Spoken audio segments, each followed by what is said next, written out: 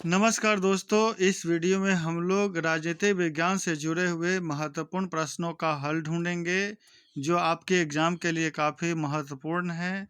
और मुझे उम्मीद है कि आप भी इस प्रश्न का हल साथ साथ करते चलेंगे ताकि आप अपनी तैयारी के बारे में देखें कि आपने कितनी तैयारी की है और आप कितने प्रश्नों का हल करने में सक्षम हो पा रहे हैं। तो चलिए चलते हैं पहले प्रश्न की तरफ। पहला प्रश्न है कि मंत्रिपरिषद सामूहिक रूप से जिम्मेदार होता है। मंत्रिपरिषद सामूहिक रूप से जिम्मेदार होता है, तो आपको बताना है कि मंत्रिपरिषद किसके प्रति जिम्मेदार होता है। तो इसका सही उत्तर हो जाएगा ऑप्शन बी, लोकसभा के प्रति। मंत्रिपरिषद सामूहिक रूप से अनुच्छेद 75 के खंड 3 के अनुसार लोकसभा के प्रति उत्तरदायी होता है। अगला प्रश्न है कि संसद का सदस्य न रहते हुए भी कोई व्यक्ति अधिकतम कितने समय तक मंत्री रह सकता है। संसद का सदस्य न रहते हुए भी कोई व्यक्ति अधिकतम कितने समय तक मंत्री रह सकता है। तो इसका सही उत्तर हो जाएगा ऑप्शन बी, 6 महीने तक। 6 महीने तक कोई भी व्यक्ति संसद का सदस्य रहे हुए बिना भी मंत्री रह सकता है। अगला जो प्रश्न है वह है कि निम्न में से किस राज्य में विधान परिषद नहीं है। निम्न में से किस राज्य में विधान परिषद नहीं है। तो इसका सही उत्तर हो जाएगा ऑप्शन सी, राजस्थान। राजस्थान में विधान परिषद नहीं है। वर्तमान में 6 राज्यों में विधान परिषद है, जिसमें आंध्र प्रदेश, कर्नाटक, तेलंगाना, महाराष्ट्र, बिहार और यूपी है।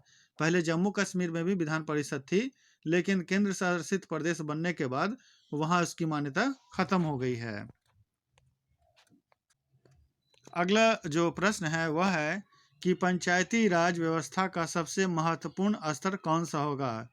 पंचायती राज व्यवस्था का सबसे महत्वपूर्ण स्तर कौन सा होगा। तो इसका सही उत्तर हो जाएगा ऑप्शन सी, ग्राम पंचायत। ग्राम पंचायत जो होता है वो पंचायती राज व्यवस्था का सबसे महत्वपूर्ण अंश होता है या अंग होता है।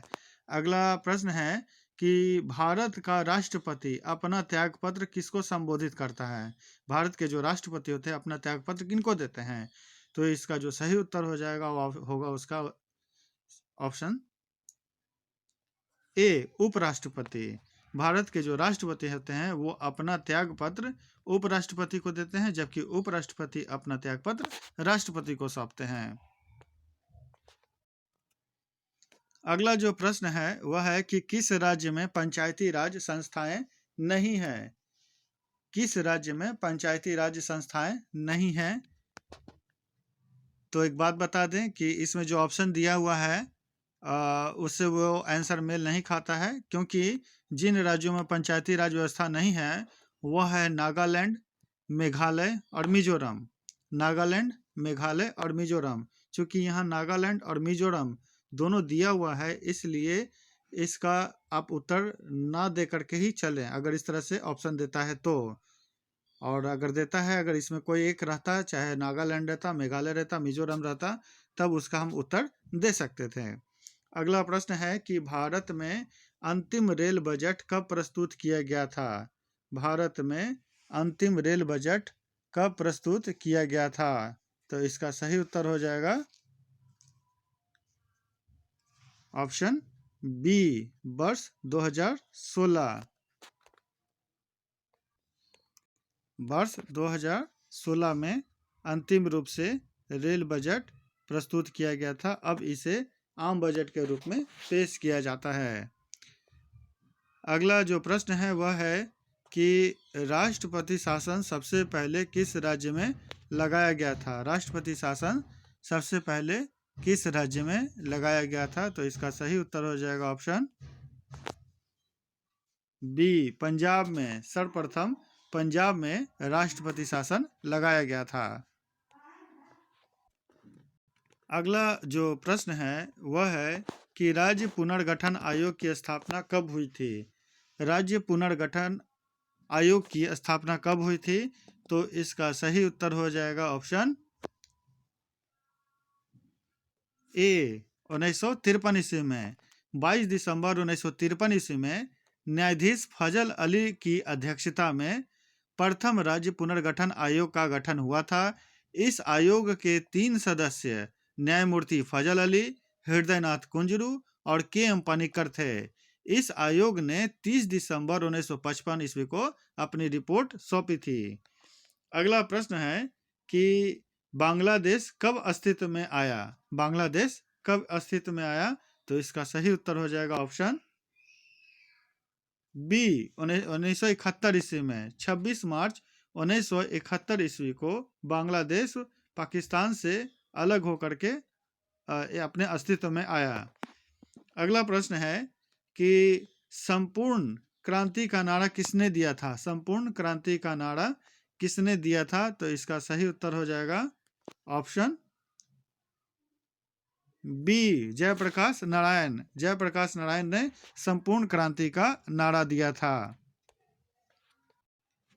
अगला जो प्रश्न है वह है कि वैश्वीकरण निम्न में से किस विचारधारा से संबंधित है? वैश्वीकरण निम्न में से किस विचारधारा से संबंधित है? तो इसका सही उत्तर हो जाएगा ऑप्शन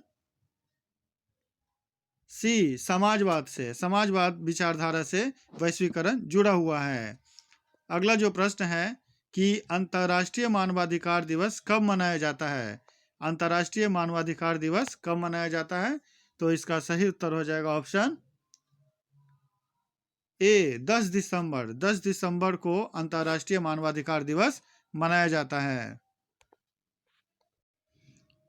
अगला जो प्रश्न है वह है कि मैक-मोहन रेखा किन दो देशों के बीच में है?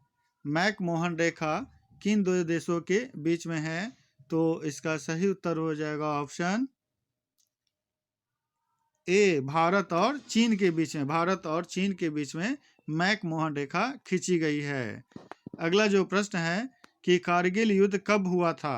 कारगिल युद्ध कब हुआ था? तो इसका सही उत्तर हो जाएगा ऑप्शन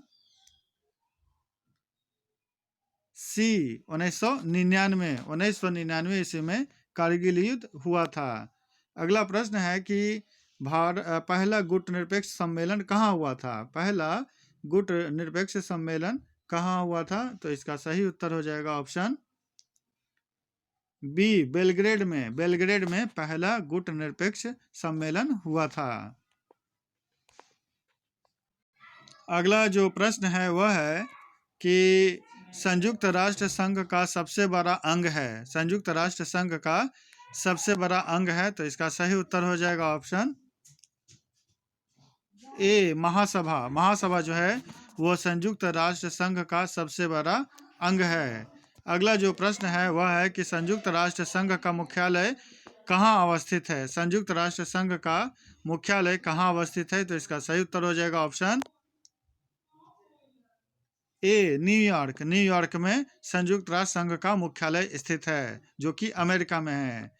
अगला प्रश्न है कि किस देश की विदेश नीति मोतियों की माला के नाम से जाना जाता है? किस देश की विदेश नीति को मोतियों की माला के नाम से जाना जाता है? तो इसका सही उत्तर हो जाएगा ऑप्शन डी, चीन। चीन की विदेश नीति को मोतियों की माला के नाम से जाना जाता है।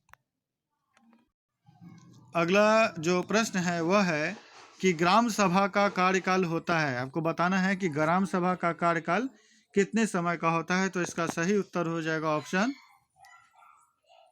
ए, 5 साल का। ग्राम सभा का जो कार्यकाल होता है वो 5 साल का होता है। अगला जो प्रश्न है कि राष्ट्रीय विकास परिषद के अध्यक्ष होते हैं। राष्ट्रीय विकास परिषद के अध्यक्ष होते हैं। तो इसका सही उत्तर हो जाएगा ऑप्शन ए, प्रधानमंत्री। राष्ट्रीय विकास परिषद के जो अध्यक्ष होते हैं वह प्रधानमंत्री होते हैं। अगला जो प्रश्न है कि भारत में चुनाव आयोग का गठन कब हुआ था?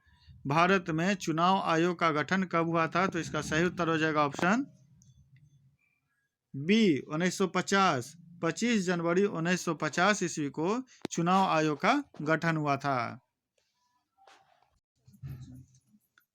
अगला जो प्रश्न है वह है कि पर्यावरण पर पहला अंतर्राष्ट्रीय सम्मेलन कब हुआ था? पर्यावरण पर पहला अंतर्राष्ट्रीय सम्मेलन कब हुआ था?